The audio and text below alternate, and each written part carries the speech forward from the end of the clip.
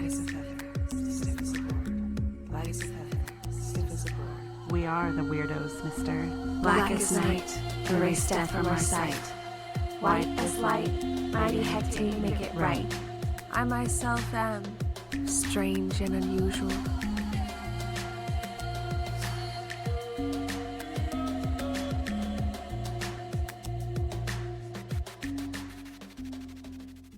Cast a circle, spark some incense, and grab a cup of tea because it's time for the Cousins Coven podcast. I'm Sharon. And this is Wendy. Welcome back to the Coven, you guys. We're happy as always to have you here today.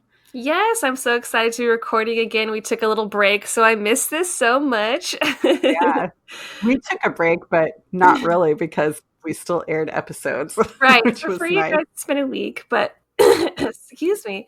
So today I'm really excited. We're going to be talking about like different soul connections and love and romantic relationships, as well as just like everyday relationships.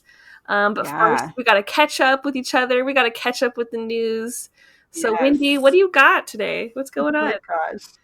So I'm kind of, I know this might seem hard to believe, but I'm kind of a closed off person sometimes when I'm out in public.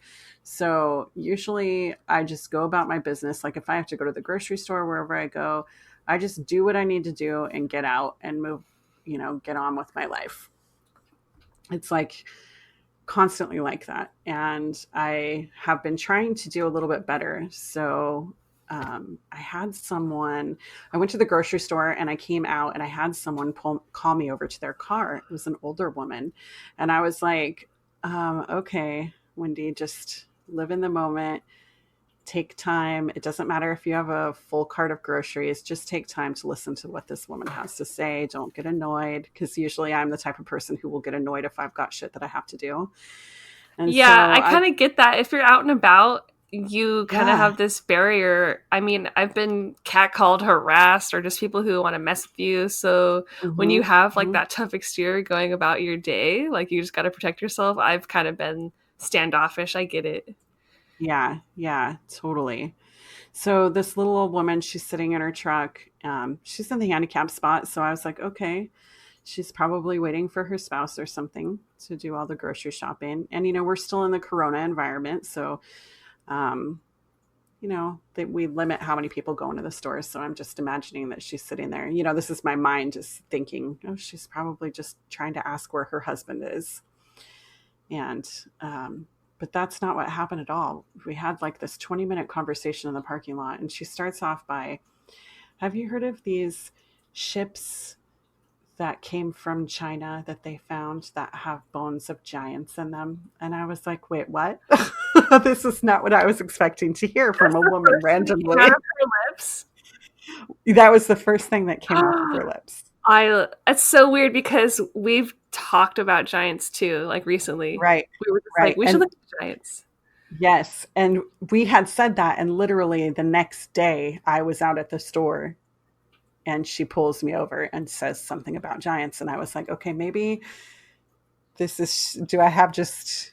I like paranormal written all over my face. What's going on? Yeah, she just knew you were the lady. She's like, that's the one. She'll listen. Hey, you. Yes, exactly. So she was saying how the Smithsonian has bones of giants, but they won't put them out, and that she knew somebody at one time who had worked there and seen the bones. Like, give me a name. I know. She was just saying how the story is being covered up and that's just how it is, and that they'll never let us know the truth. And then she went into talking about how that the bones of giants are really angels. And it was just super cute how she was like taking the story to Enoch for me. Yes. And I was just like, oh my gosh, this is amazing. And I'm like just listening to her every word. I wish I would have brought out my recorder to record it. You know what I mean? Oh, I bet. I could just see your eyes all big, just sparkling. Yes. So I was standing. And then she goes in to tell me these 2 UFO stories that she had. I was like shocked, but she was telling me how she was camping with her husband on the Oregon coast. I think she said in the early 80s, and they were just camping out, and she was awoken in the middle of the night, and she heard this voice in her head that told her to get out of her tent and walk towards the shore. So she did. And then she saw three, she didn't call them UFOs, she called them angels, ships of God, something like that. And she said, I just saw these big three lights over the ocean, and they seemed to be talking to me, and then they flew off. That's what she told me. Whoa. Yeah. And then the other story I'm trying to remember, I should have written it down. She said, it wasn't a UFO. Was it? No, she said she was driving down the road and she could see in her mind's eye that an accident was about ready to happen. And so in order to stop it, she took her hands off the wheel and allowed the greater power, is what she said, to take over. What? And then she could hear like the same words of angels talking to her. And then the next thing she knew, they were pulled off on around the wreck. Instead of being in a wreck, they were pulled off into a safe spot. And she had her little kids in the back seat. And I was just like, oh my gosh, this is so crazy. That's a lot to unload. Would she even give you a moment to speak, or was she just spewing? Not really. She was just spewing story after story after story. And then at the end of our conversation, she said, thank you so much for letting me talk to you. She goes, if you have an opportunity to get these words out to people, please tell my story. And I was just like, how did she know? How did she know? Did aliens like talk to her or angels, whatever, because everybody has their own name for stuff. Well, it's cool that she even linked the two together. Yes. Like that she's saying, yeah, they're angels, they're godlike, so she's feeling no fear. They seem to be like some sort of happy, light, divine beings. Right. Maybe they're Venusians, maybe it is tied into this whole Enoch thing. Yeah, I just thought it was crazy. I was like, lady, if you only knew. I will get your message out there. Right. We didn't even exchange names or anything. She did hand me a little folded up note. She said she writes these notes and hands them out to random people who will listen to her. And then she gave me this cute little folded up note that looks like the kind that you would hand to your friend when you were in grade school. Mm-hmm. You know what I'm talking about? Yes, I do. I completely forgot how to make those, but before cell phones, this is what we did in school. We made really cool origami notes and passed them to each other. So she gave one to me, and she had it all decorated, and it had scripture on there. I just thought it was cute. It's interesting that you say that. It's like that is a type of person who exists. I used to see someone like that on a daily basis because the place where I worked had a copy machine. And I don't even know why I'm bringing this up, but I guess I'm being called to, whatever, we're talking about this. This woman, She would come in every day and make these copies and these drawings. Oh my God, I'm getting ringing in my ears. This is so weird. And like just about scriptures and funny things. But she was clearly not all there. Like she would put stuff in her letters that didn't really make sense, or say things like, you're a wizard if you drink Coke. And like, well, I get your message that like Coke is bad for you, it's polluting your body. I don't like how you're talking negatively about wizards, but like what is it about people who feel like they have to get their message out there? There's something about that. And are they really getting divine messages like they claim? Because she would claim to get like these prophetic dreams. And are they just maybe slightly misguided? Or I don't even know honestly where they're getting this information. Are they just crazy, or is it really happening, or is it both? That's kind of where I'm trying to get at. Well, the thing is, I've put a lot of thought into this, so I'm glad that you're bringing it up. I've actually thought about this many, many times, because I get messages sometimes from the greater good.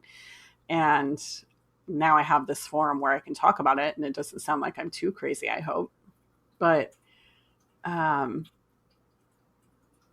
was my point? Maybe it's just about perspective, and if they're religious people. Well, I feel like they're probably getting messages, but sometimes it's hard for the human mind to grasp. And so maybe there's all these outside forces and things going on in them that seems like it's a chemical imbalance, but it's not really. They might be getting the messages, but it's kind of scrambled and they don't know how to read it. So it's like, think of a computer that might have a little bit of soda on it. And so it kind of warps the board a little bit and the information is sort of disconnected. And I feel like that's how it is with people like that. If they can't form a full conversation, an everyday conversation, and keep a life where they're working and surviving in our environment, that they're just a little bit warped out, if that makes sense. Yeah, it does. And, I think you do kind of gotta adapt to the times. If you are the type of person who really thinks you have something to say, you need to get your message out there. Get a blog like us. Get a podcast, guys. Right. And you will get your messages out there. So good for you for spreading it on for her and telling about her UFO journeys. Maybe that really did happen for her. And this is something we should start doing. Let's go set up a booth at like the farmer's market and just ask people to tell us their crazy experiences. We could charge 5 cents. Yeah. I thought it was interesting. I was like, of all the people she could have pulled that walked out of that store, was I the only one who walked over to talk to her? And did her stories change because she just saw something in me that maybe she wouldn't have seen in somebody else? Oh, that's so good because that kind of ties in with our topic. I feel like talking about people who just feel like an instant connection or something that it's like shared, that you just know that you can open up about something, you know what I mean? So she must have felt some sort of paranormal alien connection to you and that you were the one who could receive that knowledge without judgment. Right. She did seem awfully familiar to me. Like when I looked at her face, I was like, do I know you from somewhere? But I couldn't remember, maybe I'd just seen her at some point randomly and my brain was seeing the recognition that you've seen this person before and that's it. But it was definitely interesting. It was. I'm glad that you were able to have that experience. And it's very much a synchronicity. The fact that one day we're talking about giants, the next day a stranger is telling you about giant bones. Like, I'd be like, wait, what, lady? What did you just say? I'd perk my ears up too. Cool. Yeah. Yep. So I didn't have any cool rendezvous with strangers, but I did find an article about crop circles. All right. Tell me. So yeah, this year has been pretty good for the crop circle, I guess, crop chaser community. Like there's been a lot of action, I feel like anyway. This newest one that has popped up is, I'll put a link down below if you want to click on it. It's depicting a Templar cross. So it's like a pretty big circle and then the cross in the middle. This popped up like early July of 2020. And the peoples who yard it was, at first they were pretty cool about it when they discovered it. They thought it was pretty neat. They didn't actually recognize that it was a Templar cross. They were just like, oh, this is so cool. So they decided to put it on Facebook, and which is a really good attitude because it technically is trespassing and vandalism and destroying their wheat. But they put it on Facebook, and then they had a bunch of people come. They wanted to come see it in real life. And then they got all these comments, and then the family realized, oh, this is like shrouded with these ancient religious beliefs and this Templar group. And I didn't know. And then some people were telling us that the Templar cross, it's going to bring like this energy that's flowing from the earth and that our field is blessed and all these different things. And then if you come here, it can cure you. And so he was like, oh man, these people are crazy. So they like took all their posts down and tried to really discourage the frenzy of excitement that was coming along with the crop circle. He felt like his house had turned into a museum, and he recognized it's beautiful, but it's just too much for them to handle. But all in all, I am always interested in these crop circles. I do believe they're man-made. For some reason, I just, that's all I think it is. I think it's people just having fun and being kind of like graffiti artists in a sense. It's just like farm graffiti. Right. Like they had time on their hands, so they're like, let's go make some crop circles. Yeah, it's a bit mischievous. You are breaking the law to do it. And I think that when you're doing stuff like trying to put in secret symbols or the occult messages, you're just trying to, do the crop circle thing where it seems mysterious, otherworldly, occultish, or alien. And I kind of like that tradition has continued, so I enjoy it. Yeah. I wonder if it really was done by people, if they were able to find out who actually did it. So far, not yet, but you never know what will come forward. we'll have to wait and see if any other news pops Hmm. up. Yeah, for sure. I don't even think I mentioned where this was. This was found in France, by the way. Mm. I saw another one that was in Poland, I think, around that same time. Okay, cool. And they believed that that one was done by humans because they could see the way that the grass had been pressed was done with a board.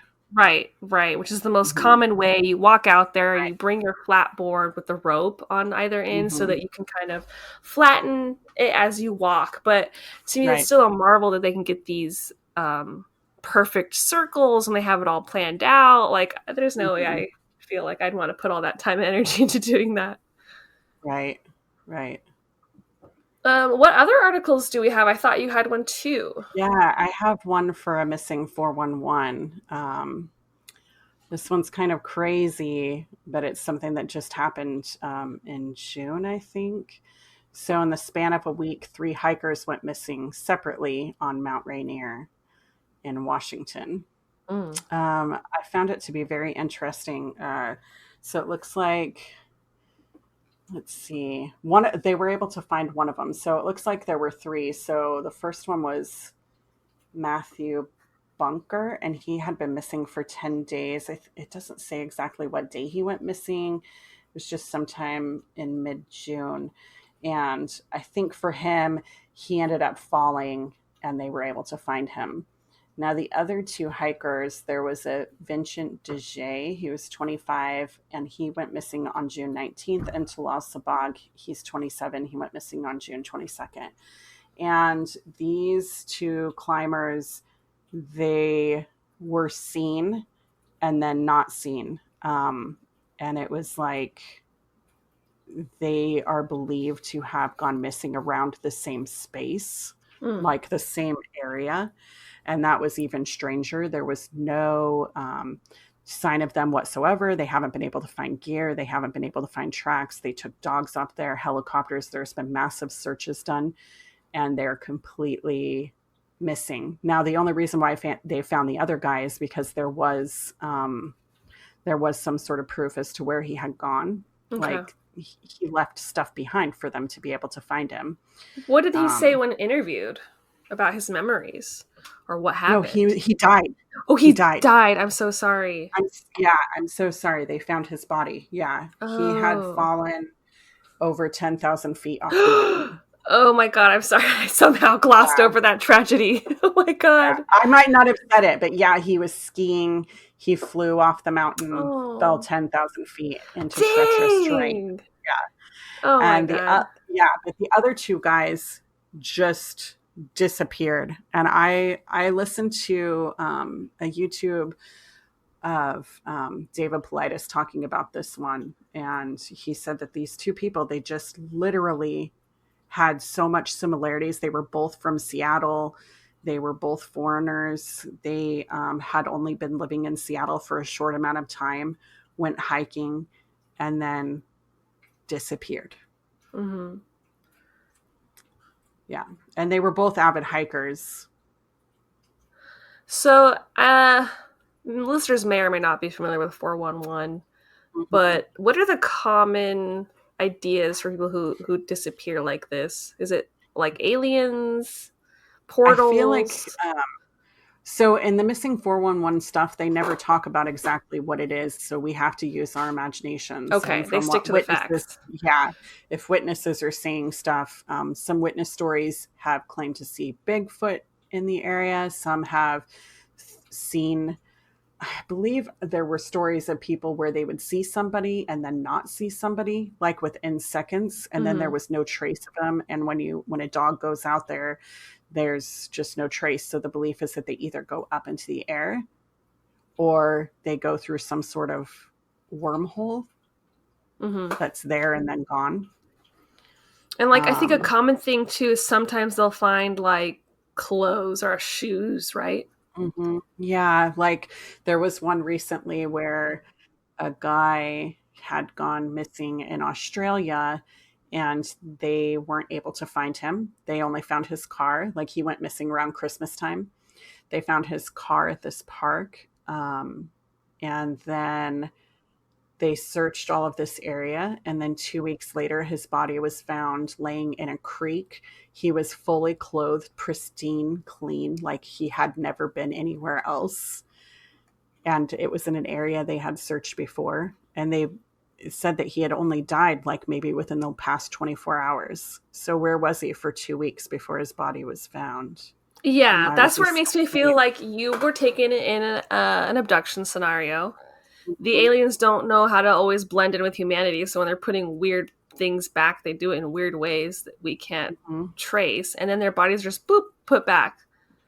Like I've heard about them just finding like you said, just someone who's in pristine condition and they're just lying there naked, and it just doesn't make any sense. Right, and there's no animal, no animal proof that something happened to them. My thought too was, I was like, what if they did go through this wormhole, went into some other dimension, which I know sounds fucking crazy, but what if they did go over there, and then when they tried to come back, their body couldn't handle it and they just died upon impact. It's so sad. And like the weird thing about the phenomenon too is the regional clusters of missing people. Like it could be usually this one national park or this outdoor park, and that's another just correlation. So I'm wondering what's going on with Mount Rainier. Does that fit into the whole regional clusters of missing people? Okay. Yeah, there's a huge cluster up there. And there's something else, like a lot of times when a body is found, there's no cause of death. Like they can't figure out, no matter what kind of testing they do. And they'll be able to tell the last time they ate, because, when you're doing an autopsy, they can figure out, what you ate last. And that was another thing with the one in Australia. He had eaten something within 24 hours of dying. And they were able to tell that. And they were like, I wanted to know so many things. I wanted to be like, what type of soap was used on his clothes? I know that sounds crazy, but was it something that could be bought here on Earth, or is it from somewhere else?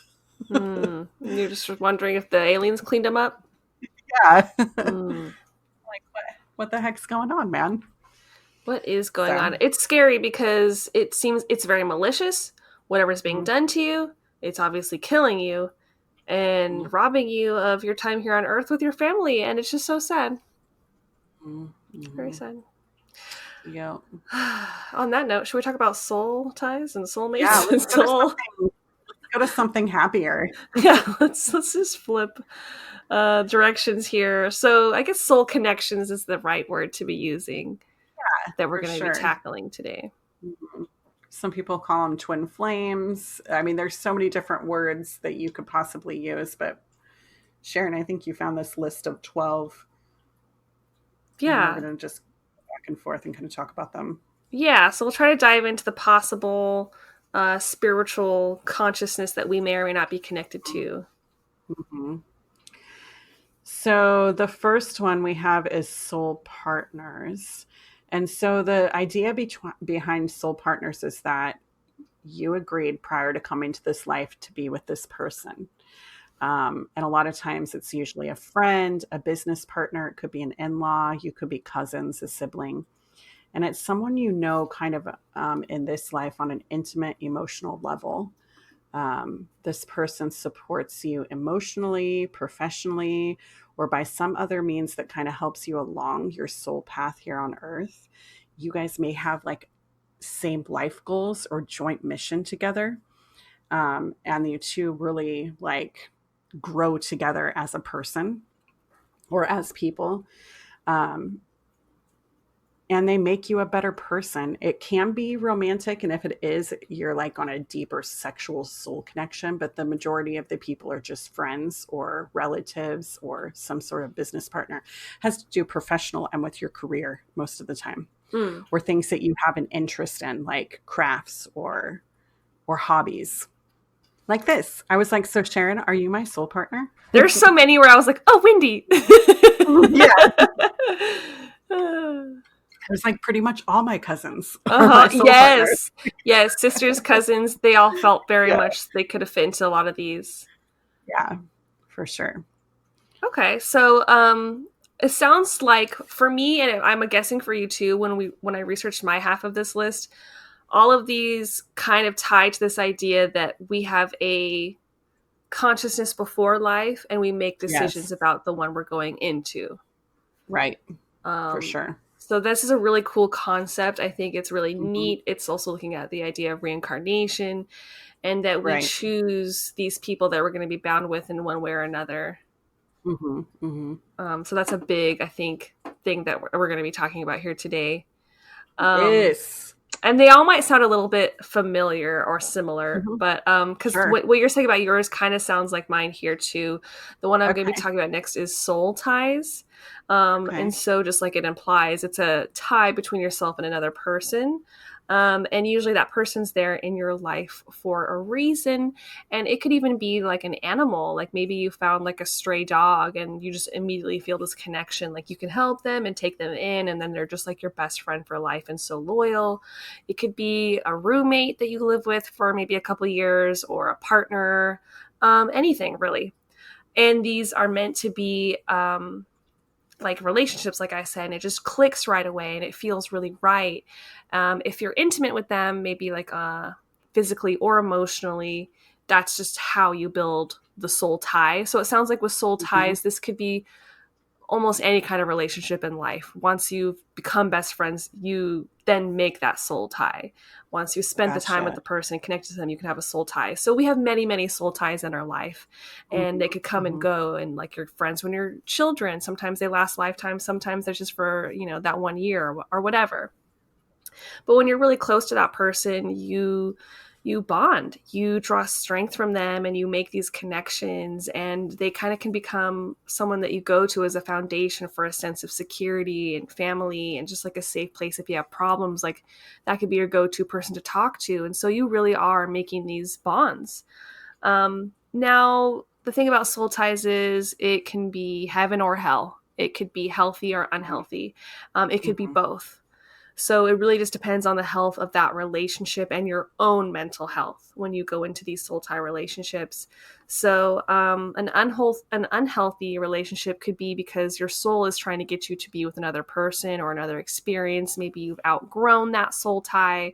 They've met all your current needs, and life is just trying to push you to grow. So it could be like, again, your love, your friendship, and you just need to meet someone who can grow with you, and this person is no longer doing that. But if it is a Right. healthy soul tie, and when it is in the beginning, they really enhance your life. It makes you a better person, and it's giving you more strength, and they're supporting you to be all that you can be. And when that soul tie is over, or if it is an unhealthy soul tie, it's going to do the opposite. It's going to pull you down. They're going to hold you back. Um, they might once have been giving you strength, but it's no longer there anymore. Right. So you got to go. I wonder if then once you're done with that soul tie in this life, if when you pass, maybe you could meet on the other side to then become something stronger in the next Yeah, life. that's a sweet thought. Like it doesn't just have to end there if you don't want it to. Right. Hmm. Um, and if it is ending, it might take work to actually cut that soul tie. You have to really think about it and forgive that person. You have to let go. You have to move on. Maybe there's someone who was in your life and they hurt you, and like anytime that person's name comes up, you could get triggered. That's a key right there that you're not over that soul tie, and you need to do some work to really forgive Oh, them and in let there. go. Yeah. Yeah, I can think of some people who've pissed me off, and I was bitter for a while. Right. So ultimately, that's only holding yourself back, your growth back. It's Right. only hurting you when you hold on to those negative feelings. So you Hmm. really have to process and do the shadow work, check in with yourself, and see if you've emotionally let go of that soul tie, so that it's no longer affecting you, affecting you negatively. Yes. The whole time you're talking, I was like, I need her to say shadow work. So I just pushed that word to you and you said it Oh, right. what What is I think it was awesome! too? I was like, say it, it's shadow It's work. shadow work, baby. So yeah, let's say you did the shadow work, you broke free of your soul tie. They were once your best friend, they no longer are, whatever, your ex. You're gonna experience inner peace. No more turmoil of what they might think about you or what they want you to do. You're just free. You're free to be you, express who you really are. You're only making decisions factoring in yourself. There's no pressure to conform to anyone else's expectations, and you're actually able to fully move on with your life. So keep check of those soul ties. Are they serving Yeah. you? Are you letting go of the past? That all that kind of good stuff. Right. Let go when it's time to let go. Don't hold on, because Mm-hmm. you're right. It's holding you back. Mm-hmm.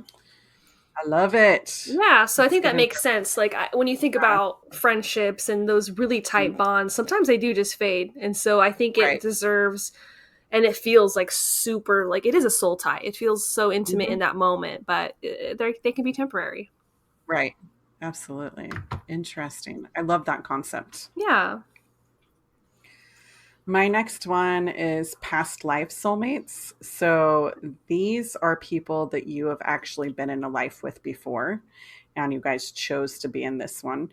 Now, when you first meet them, you have this kind of instant connection as if you felt like you've known them forever and you're extremely drawn to this person. So, like, you could be in a room and you see them from across the way and it's somebody you've never met, but you feel a connection and then you're just sort of drawn together to talk.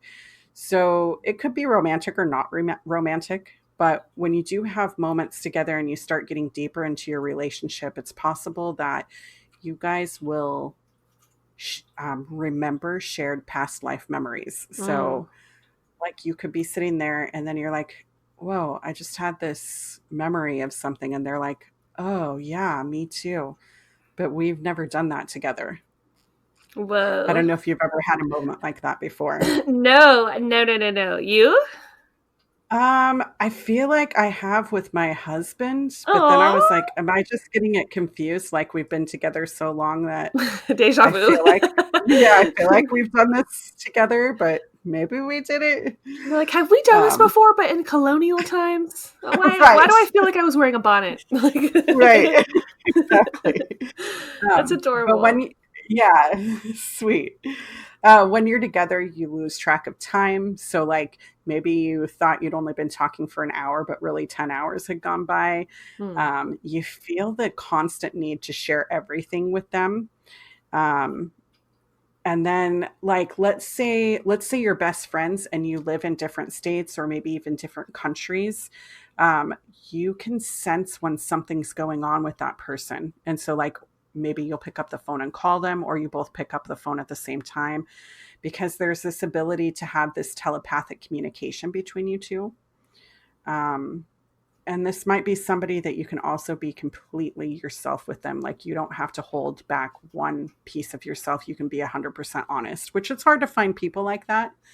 But I think if you were going to find someone like that, most likely it would be somebody from your past life. So these are pretty positive as far as Mhm. relationships go. They wouldn't be negative, do you think? Right. I don't think so. Good. I mean, maybe it could be a possibility, but if it is, it would be a reason. Like, maybe you told yourself, I really need to learn this in this Mm-hmm. life. So Mm-hmm. I'm going to use this past life soulmate to try to help me heal and move on to be a better person and reach my goals in my soul path.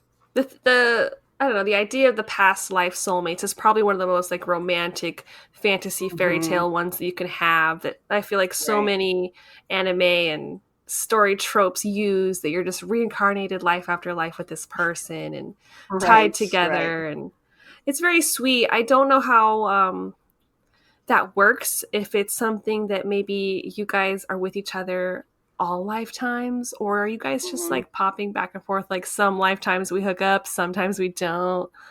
Right. It's interesting. I guess I would think you probably would switch it up just for the purpose of growth and expansion on the soul. But it's Mhm. more romantic to think it's always just you and that other person. Right. For sure. For sure. That's some monogamy right there. Right. You're like, I'm staying with you for eternity. Yeah. For one lifetime, just let me date around. Jeez. I need some space, man. You're Mhm. suffocating me. That's very romantic and very sweet, though. Yeah, for sure. I guess I'll move on to my next one here, which Okay. is the concept of the karmic soulmate, or just a karmic relationship. And so Hmm. if you look at the word karma, karma means action in Sanskrit, So karma equals basically the law of action. So a karmic soulmate is usually, again, associated with the past life relationship. So it's thinking of someone you have built karma with from your last lifetime that's now coming into the next one. And usually this is someone you've encountered many, many times before, maybe even thousands of times. So when you meet, just kind of like with the soulmate concept, there's that sense of familiarity. Like, hey, you're a familiar soul. Our souls are vibing here. Why do I feel comfortable with you right away? But then if you look at a different way, there's some people who say, well, in a sense, all relationships are karmic. Every single person we encounter throughout our day could be a karmic relationship because you're getting karma, good karma, bad karma. How did you treat that barista yesterday? You know, you're building karma with every person. So when you look at it like that way, you could look, more broad. But for today's discussion, I think I'm focusing more on that karmic soulmate. And so they're considered to be the opposite of a soulmate because it's could be bad. It could be toxic. Gotcha. Because that's what you think with karma in a way. Yes. Yeah. So these karmic relationships are not good relationships. Although they're good for building strength, they're good for building character and spiritual growth, and you will learn your lessons. They're meant to be temporary because of that. They're not good for long term. So for some people, that could be like that person you just had that on again, off again relationship that just wasn't working. It wasn't clicking. It was a karmic relationship. You know, you're supposed to learn your lesson and go. And this is what happens when you as a person enter a relationship without working on yourself. You really do have to have an acceptance and love of yourself before you can be open. And you need to go through a lot of personal growth before you're ready to fully be in a great relationship, they say. And this all goes back to the law of attraction because you get what you are. So if you're kind of going to be attracting someone who has the same kind of qualities as you, if you're feeling maybe you have issues that are unresolved like codependency or not knowing who you are or not really knowing yourself, you don't do your shadow work, you're going to attract someone with those same similar issues that you have. So it could be easy to blame the other person in a karmic relationship and be like, they were a jerk, they were this, they were that. But really think about yourself. Where were you at the time? And what do you need to do with yourself, you know? What can you learn from this? Yeah, what can you learn from this? Because you guys most likely have similar issues or you have similar backgrounds and maybe you both had similar childhood trauma. And so that energy finds each other. Your insecurities are similar. And so it usually starts out really cool where that similarity just kind of helps you feel like you're not alone and someone else can relate and you both try to heal each other and it's like uplifting. But when that shadow self can become unbalanced, maybe you're trying to fix them and you're denying your own issues or something, you know? These relationships can get really confusing. You can actually lose yourself in the other person. And that's why as witches, it's really important we say, know thyself. You need to know yourself. Understand the deep lessons from your relationships and what is that energy exchange? Is it an even energy exchange? Are you putting in all the energy? Are you taking all the energy? So in a karmic relationship, there's going to be a breaking point where you've taken too much and it can be dramatic. Basically, your soul is like, dude, we've learned the lesson and it's time to get out. And sometimes your physical self could be ready, but your mind isn't. And you're just kind of dragging your feet. That could be that there's more shadow work to do. Everyone has their own time frame on how fast they can learn their lessons. I wonder if that's when battered syndrome comes in, you know, when you've been in an abusive relationship and you don't feel like you can leave that person, like you're codependent. I feel like that could be in this type of. Yeah, it's that toxic cycle you don't know how to break. Maybe you feel like you couldn't have anyone else or you couldn't possibly be with another person, but this person gets you, you know, that fear. But when you're free of those karmic relationships and you understand self-love, you're actually more connected to the universe, you're more connected to your higher self, and you really unlock like a new level. You become your true self again, you regain self-confidence, and that's a more healthier place to be when you enter into any kind of relationship going forward, friendships, work relationships, lover relationships. So Right. just really got to think about how are we sharing our love, our energy, and making these connections. So there's a lot to be said about the lessons of karmic soulmates. I love it. Yeah, That's I'm like, good. oh, that's my Good whole stuff. 20s right there. Right. Yeah. I Been was there, done thinking that. that's all of my high school, Mm-hmm. part of my 20s. Yeah. My Mm-hmm. first marriage. Mm-hmm. Check, check, check. Yep, yep, yep. Yeah. So for me, that was a really eye-opening Mhm. when I started learning about karmic relationships for this episode. I was like, oh, that's me. I can relate. Mhm. And now it helps me kind of even move forward in a sense. It's like, well, I knew that I was learning lessons. I knew that it made me stronger. And now it's kind of cool to have a label for those type of deep relationships that we make. So Love it. I'm learning to love this stuff where I once would have thought this is cheesy, it's this, it's Mhm. that, but it's actually enlightening. I'm enjoying it. Very cool. So my next one on the list is romantic soulmates. This one is very sweet to me. So it's not just that you're best friends, but you're also sexual partners. That's what brings it into the romantic zone. And when you're with this person, you just feel like you might be home for the first time. And when I read that, when I was researching and I read that, I was like, oh shit. This is exactly how it was when I met my husband. Aw. Like, we met in high school and like just briefly we had a class together. Like I kid you not, we were probably in this class for like a month together. It wasn't even a full semester because something happened and he had to leave the class. But it was like we had no conversations with each other, but every time I got near him or even saw him, I just felt like I felt this quality of being home. And then when we started dating, the first time I went out on a date with him, I just sat down in a booth at the restaurant next to him and immediately just felt like we were connected, just so connected with each other. That's so cute. I'm over here just smiling, like, oh, uh, love. yeah.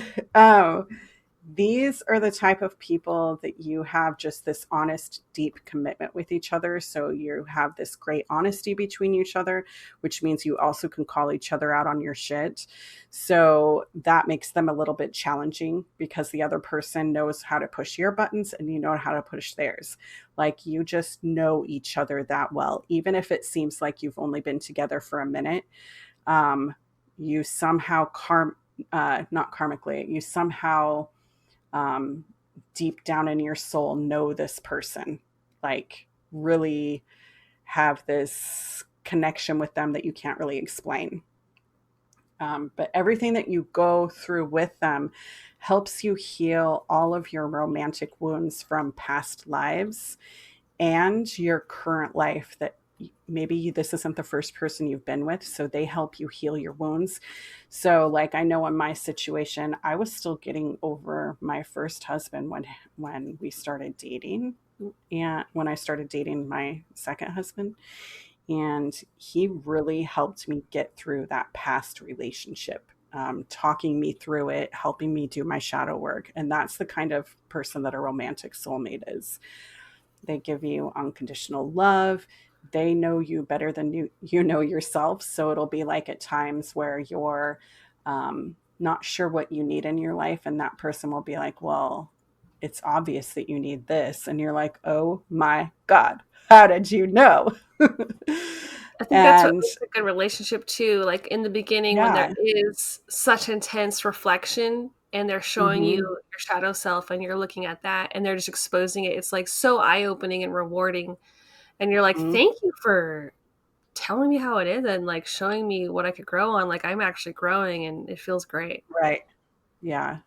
But it kind of like you get angry at each Probably at other first. sometimes. Yeah. Yeah, at first, because you're like, oh, you're rubbing me in the wrong way. But it was Mhm. meant to be that way. So you could learn from it and, grow as a person, grow as a loving being, so that you can love more than just each other. You can start loving the world and yourself and loving everything you see. Mhm. Um, and also, I guess with these type of people, your DNA is just sort of combined in a way that, I mean, you just know each other on this real cosmic level. you're not sure how you got there, but it just feels like you're intertwined. So even when you're sleeping, you can be like still experiencing things together in your sleep. Maybe you're astral projecting together, maybe you're doing things together while you're sleeping and working on shadow work in your sleep. That's the kind of thing that you can do within a romantic soulmate. What a dream date. Like, honey, I'm tired. Can we just ask to project there? I know I've went on dates with my husband. Like we didn't have time for each other and we would sleep and then wake up and I was like, I had this amazing dream. He's like, yeah, we went on a date. And it was just like that kind what of. the heck? How is this so cute and possible? Oh my God. So it's like, even if you don't have time in the waking life, you can have time for each other in the sleeping life. How sweet. Oh my God. Yeah. Are dream dates really out there? I think so. Do you remember it? Any weird details or?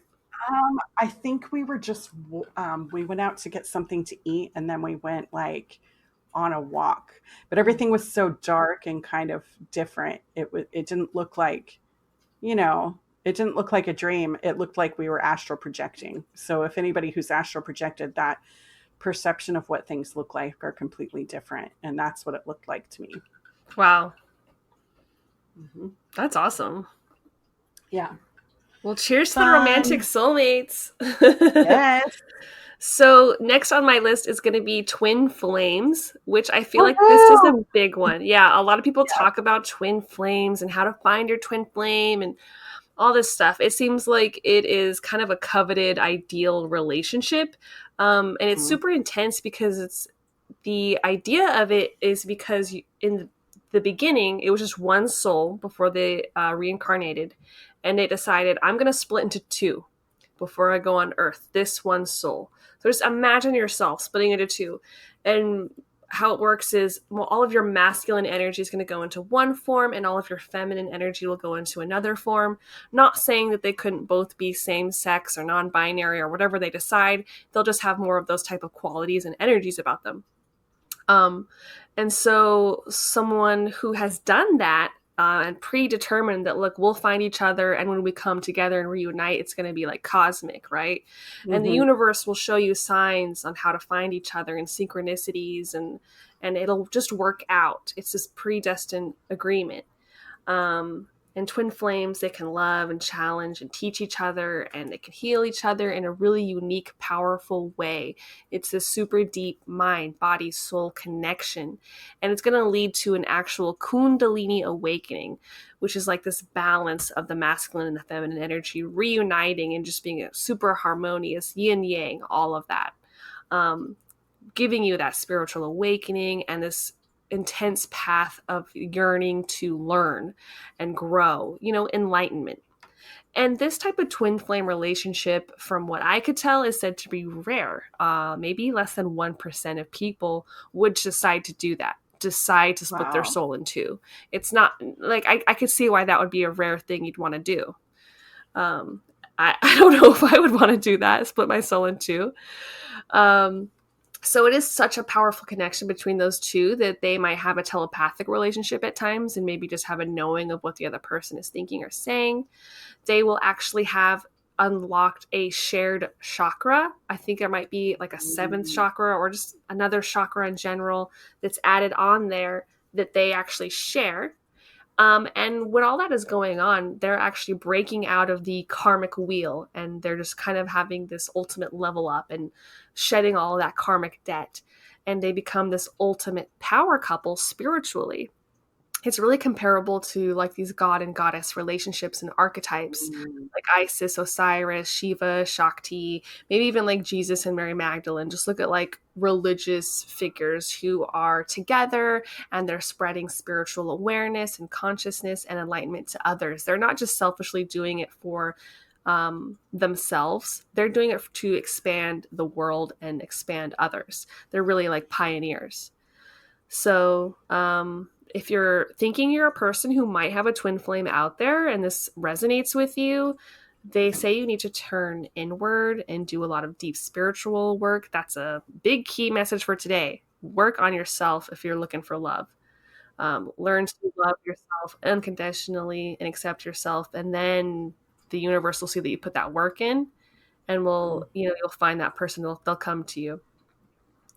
So, do you think that with a twin flame, that if you do have that in your life, that you feel a great loss when you're not with them? I didn't find anything about that per se. And it almost sounds like that wouldn't help you feel ready to meet them. Like if you're just feeling down in the dumps, depressed Mhm. or lost, I don't think you'd be on that higher vibration. No, that's not what I mean. Okay. Like you feel like you've lost someone. Let's say you never meet each other in this life, even though you were supposed to, but you didn't listen to the signs. And so then you feel a loss in your heart, like you've lost somebody, like somebody died. Mm-hmm. I wonder if you would feel that if you couldn't be with your twin flame. I'm not sure, to be honest. I don't know. I guess that could happen to where maybe your life just did not match up and you never met them. Mm-hmm. They say that in order to do that, you kind of have to have no fear and be exposed, open, vulnerable. And when you meet someone, that you don't play any kind of games. Mm-hmm. So it's just really hard to say what would happen if you didn't have that opportunity to meet them. Mm-hmm. Interesting. Yeah, but it sounds like a really cool relationship. Because I was like, we're gonna dig into that a little bit more later on the after show. Right? Yeah. I think so. But I mean, it's really cool if those two people, they decided, I'm going to split my soul in two, but when we come together, we're going to be just bringing the planet towards greater truth and love. And my reward for doing that is having a blissful, loving relationship. So it sounds like a pretty cool trade-off, I guess. Yeah. Interesting. Yeah. I love it. It seems very sweet and amazing. Interesting that it's completely rare, because every time we hear twin flame, it makes it sound like everybody's talking about it, I feel like. And so it makes it seem like it's more common. Right. I feel like this is where sometimes in the spiritual community there's glamorization, and everyone wants to be the reincarnation of this god or that god, or we all have a twin flame. I feel like maybe not. Maybe you're just a reincarnation of a guy who was a potato farmer.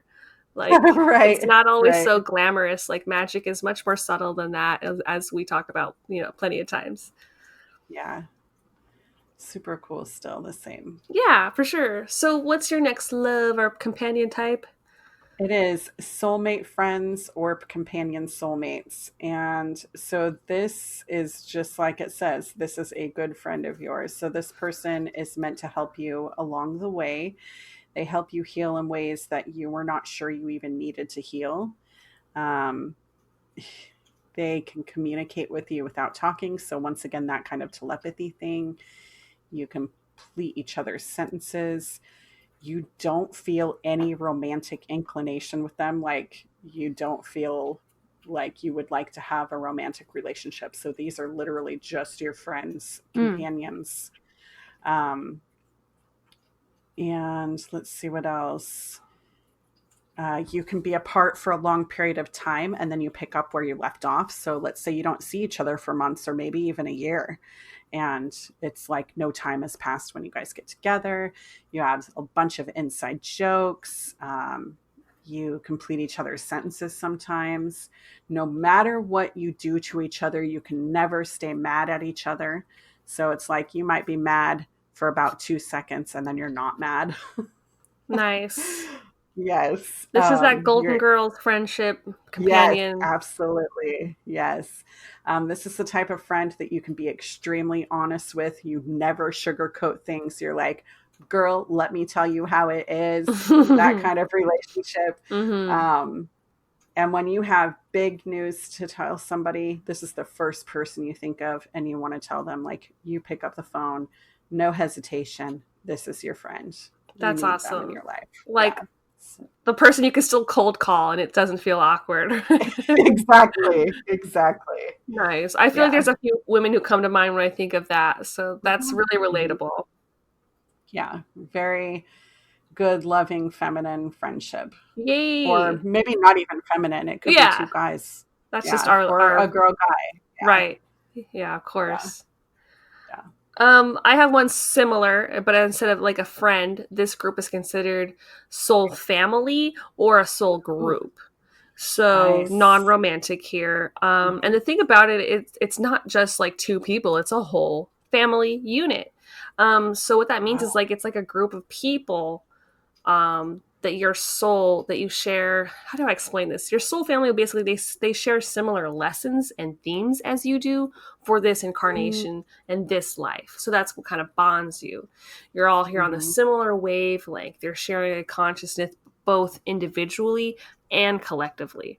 And then all these energies, when they're combined, they lead to a spiritual awakening ripple effect. So maybe this is like a group, a church group that you're like all on the same wavelength.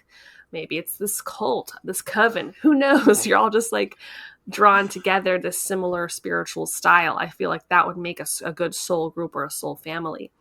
And the primary purpose of the soul family is to help your spiritual goals. They support you, they protect you, love, nurture, inspire you, and they're just trying to assist you in every way possible spiritually. And this is like a soul bond that will last forever.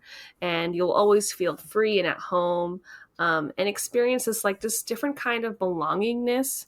So for me, I would think that would be like different witches. There's just, that would be Right. my family's soul group, or people on that kind of wavelength. Like there's just something really comforting when you don't have to explain it, or when people just get it. And then you can just boom, go off on those subculture conversations that only that group gets. You know what I mean? That's like me and my kids. This Mm-hmm. everything you're explaining, that's me and my children. Every Aw. conversation we have. It's hard to like bring other people in because we all know, our little group knows what we're talking about. Yeah, like super insighty. That's cute too.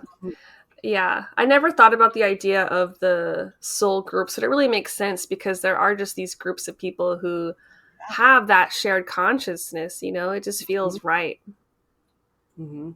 I love that. I love that. That one's probably got to be my favorite so Wow, far. that's awesome. That means that's got, like you said, you're going to keep thinking about it and think about your kids and be like, yep, that's us. That's us for Hmm. sure. How many times we've had these crazy out there talks that if anybody else were involved, they'd be like, what the heck are they even talking about right now? And experiences, I'm sure. Yeah. Oh, yeah, for sure. Was that all you had on that one? That is. I really didn't find too much in-depth info Great. on that one. Yeah. Yeah. So the next one on the list we have is Kindred Spirits. This one is super cute to me. I love it so much. I think of my best friend Wendy, who passed away. Um, this She would have been my kindred spirit. Um, these are people who could be your coworker, your friend, your neighbor, your sibling. These people truly understand you. You can finish each other's sentences. You vibrate at the same frequency. Um, and you can, like, when you meet each other, you just can see yourselves growing older together, not romantically, but like being old people hanging out. Um, and you guys kind of have a similar life path. So, like, you want to do the same type of job, you have kids around the same time, you're married or divorced around the same time. Just everything about you guys is kind of similar. And so that's why it made me think of my best friend, that her name was Wendy, my name was Wendy. We both had M's for our last name. We both had our kids around the same time. We both got married around the same time and Wow. divorced around the same time. I got married and she was in a serious relationship. Just that she was taken from my life too soon, you Mm. know? Hmm. But yeah, we had all these plans, like what we would do when we would get old. So yeah, definitely. Very Um, synchronicities and all that kind yeah, of stuff. lots of synchronicities. Yeah, lots of similarities, a lot of the same belief systems. Just a lot that you can share together in a kindred spirit. Hmm. I like that. Yeah. So my next one is considered a soul contract, which is an Ooh. actual agreement you made on a soul level to do certain things in this lifetime, or at least attempt to do. So, So, like with yourself or with yeah. other people? It well, not only yourself actually. It could be like maybe you promise that you're going to be a mentor to someone specific, Okay. or passing on gifts to people, like teaching them karate. Who knows? Like, or writing a Right. book and getting some sort of message out there. Your soul is the one who decides what this contract is. So really, the start is the limit. It could be anything. So I don't know if anyone out there who's listening feels like this resonates with them, like their soul has a contract, but you really just have to trust your intuition in order to even tap into your soul contract if you have one. Listen to the pull and try to just quiet the mind and see what you're getting. You might think, well, why would your soul put that on you? What is the purpose? What is the benefit? The truth is that some people believe, that your soul grows faster on earth. When we are physical humans in that form, we're able to learn faster than when our soul is in spirit form. That's kind of why we reincarnate over and over on earth, to continually grow, climb that ladder, and make achievements and learn lessons. And so making these soul agreements gives the soul a way to advance spiritually, and it's basically a guaranteed opportunity for ascension when choosing future incarnations. So maybe you're like, I'm going to make this soul contract so the next time I come up, I will have Doctor Strange powers and I can make portals. Like, that sounds like something I want to try to do. Like, well, that sounds self-serving. Dang it. I don't know how to make soul contracts. It sounds like this is someone who's reincarnated so many times that they learned the system and like how to use the system to their advantage. Like people who are good at getting really good, mortgage deals and things like that. Like, you got to learn how to do the paperwork. Yeah. But even if you have a soul agreement, it's not like set in stone. There's that belief that we all have free choice. So there are built-in out clauses in your own soul contract. Like, if you don't do it, you don't do it. You tried to make your plan and your goal, but it doesn't always work out in life or in the spirit world. Your goals may not come to fruition. So you have every right to deny it. I love it. It's so funny because it makes me think of, when you're doing taxes or filling out anything significant and you're looking at it and it says, did you do this? Yes, go here. No, go here. Exactly. Read subsection 1215B. Yeah. Redirect you over here. Did you finish your soul contract? No. You don't get to advance. Sorry. Yeah, definitely. It's like this weird tier system. I'm not sure if it's true that by doing these type of works that you'll get advancements, but I think it's an interesting idea and I don't doubt it. I feel like it resonates with me. Yeah. Do you think you might have one? I can feel myself having a soul contract in this life. Yeah. Ooh, that sounds like a good meditation. Like the way you were, yeah, I was like, I meditate like a mother effer. I know you do. Like, I feel like it just sort of resonated with me what you said, and I've always felt this pull, this need to kind of get my message out there. I keep feeling like I have been feeling up until doing the podcast that I needed to teach people, help people in some way, and now that kind of is subsiding because I feel like I am helping people, I am teaching people, and I am helping them. That's awesome! Yay! Yeah. Woo-hoo. I feel like just learning these terms, and if it resonates with you, that can help you a whole new jumping off point to figuring out your relationships with yourself and others. So if you're to go like meditate on your soul contract, you might unlock some more insight. I see that in my future. Yeah. Yay. I love it. Yay. Okay, what's your next one? It is soul teachers. So this is a very sweet, and I feel like a lot of people have had soul teachers in their life. They just might not have known it. So these could be parents, grandparents. It could even be your kids, your siblings, or actual teachers. It might be your romantic partner, your boss, or even your animal. But these people help your soul grow in some way. And just being with them heals you. They can mentor you in times when you really need mentoring.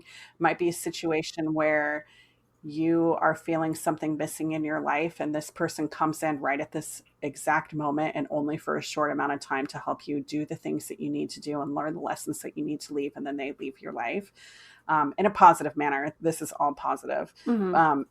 I mean, they can help you with some real deep stuff too. Like if you have a lesson that you need to learn, it could also be negative, I guess. That there was something that I read that these, like if you have a parent who abuses you, they could be your soul teacher because they're trying to Ugh. teach you something that you can get out of. And I was like, that's terrifying to me. But I guess it explains abuse. It sucks. It sucks. It sucks so much because it's a constant thing I find in spirituality that like the suffering teaches you. Mhm. It's Right. it almost makes it so like there is a reason at the very end. At least you can hold on to that it was all not all for naught. But it just Right. it's a harsh reality of Earth that bad Right. things happen, and it sucks. Mm-hmm. It makes me kind of pull in both directions. Like, why does it have to be this way? But I'm like, well, I Right. guess that's how you learn. It's like Odin's teachings, how he had to like sacrifice himself just to unlock the knowledge of the runes. And like, there's just this constant theme. I'm like, look at Jesus, how he had to sacrifice himself for what is it? All of humanity's sins. Like, it's just a constant thing that like pain leads to ascension. Pain leads to mastery. It's just, Right. man, I'm a Pisces. Yeah. I want everything to be great. I know, right? We just want to see rainbows and butterflies. Twin flames for everyone. Yes. So a soul teacher, they can help you master things in your life that you may not have achieved otherwise, as far as soul goals go.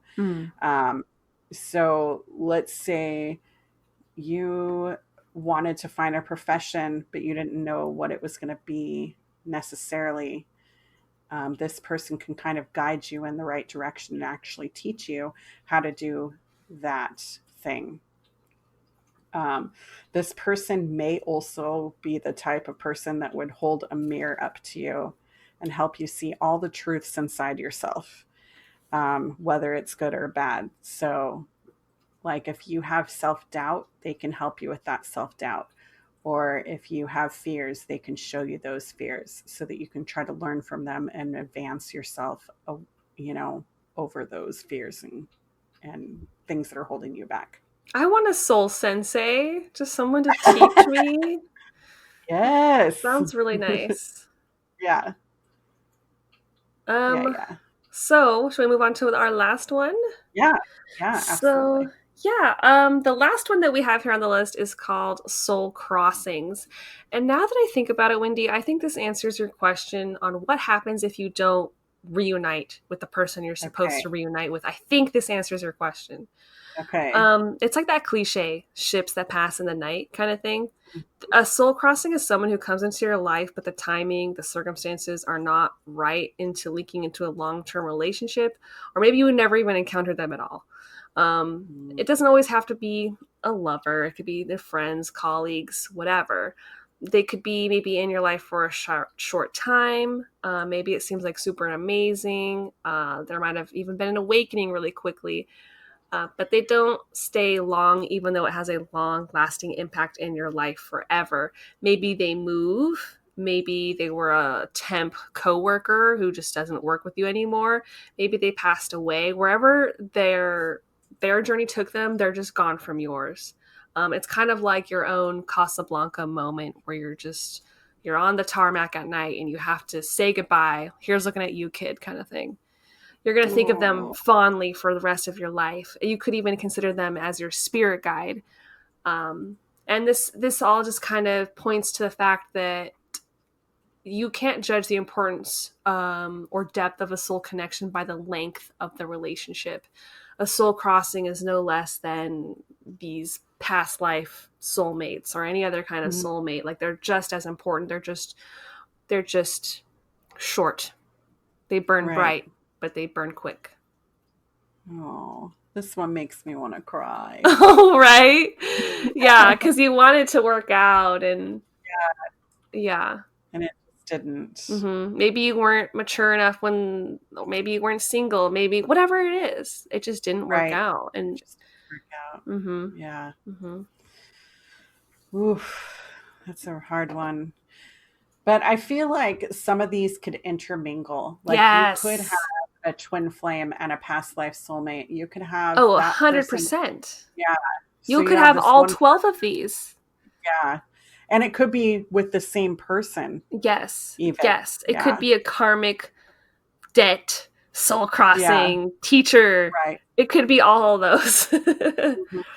So there's definitely no black and white here. There is definitely an intersection here.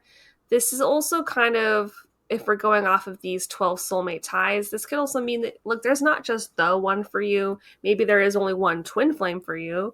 Maybe you Mhm. also have a twin flame and a soul family and a soul teacher and like 4 soul crossings. That would be the more Right. likelihood of it all, that you're having multiple.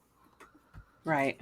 And I feel like for me, I could find somebody to fit every single thing on this list. Yeah, I could see that. I feel like there's a couple that I'm like, no, but I mean, this is the lens of a divorcee, so I might be a little bit bitter and saying, I don't think I have a twin flame, but that's just where I'm at right now. I don't see that. Right. I feel like you would know. I've come across Mhm. people who have said that they've had twin flames and they know. They know. Right. I don't think I do. I don't think I split myself in two. That doesn't resonate with Mhm. me. Gotcha. Yeah, I feel like that you and I could possibly be maybe from the same soul family. Yeah. And also soul partners is what I thought, because Yeah. we're, in this spiritual path of enlightenment together, Right. and having this podcast puts us in a soul partnership. Yeah. Because we wouldn't Mhm. have thought this initially, but when we were both in that place, when we were both ready, it just happened and Yeah. came together. Yeah. It was like a weird thing. It was like Mhm. you were part of a car and I was part of a car, and now we're a full car. Yeah, that's right. And now we're in the Yeah. carpool lane, just cruising Yeah, by. that's right. Yeah. Just holding on. Yeah, I didn't expect this to be as enlightening for my own personal life and relationships as it was. I feel like it is Mhm. also comforting, although it's a little woo-woo. I do think it's really helpful to think about this kind of stuff. And I'm getting more and more comfortable with the idea of reincarnation and the idea of our Yeah. souls making these decisions before we come into this lifetime. Right. I would like to know what the hell I was thinking. I just want to know all the pieces right now. I'm a little Yeah. impatient, but you just got to trust Right. the universe, I guess, and really work on yourself and maybe just manifest. Yeah. I know you didn't really think reincarnation was real, even though we Mhm. read these books by Dr. Weiss. Is that who it was? What was No, his wait, book? Many Lives, Many Brian? Masters? Yeah, Many Lives, Many Masters. We both read that book. I just got a little bit skeptical on it because the internet wanted to pull it apart and debunk some of the testimonies and that kind of thing. But I think you have to get Mhm. past that skeptic mind and just go with what feels Right. right. And then really at the end of the day, that's all that really matters. Like, does Mhm. this way of thinking help you grow? Is this helping you expand? And what Right. I'm really learning is love, even the shitty love, apparently can help you grow and learn. And Mhm. it's just better to be a loving person in general. That attracts more love. Your happiness will attract happiness. Like, that just vibes. And I think that sounds right. Yeah, I love it. I love love. Yeah, love people. So cute. Should we wrap up then? Yeah. Yeah, let's wrap it up. We're going to have an after show if you guys want to join us over on Patreon. Yes, please do. If you want to hear the conversation continue, we'll probably have more to say about love. And as always, we'll have new episodes every Wednesday. You can check out our website, cousinscoven.home.blog, if you want to sign up for our newsletter, look at all of our old podcast episodes. We're also on YouTube, anywhere else podcasts can be found. And if you'd love to email us, if you have anything you'd like to share or research topic ideas, send those to cousinscoven2@gmail.com. And may you find happiness in your heart, love for yourself, and join each other. Blessings to all.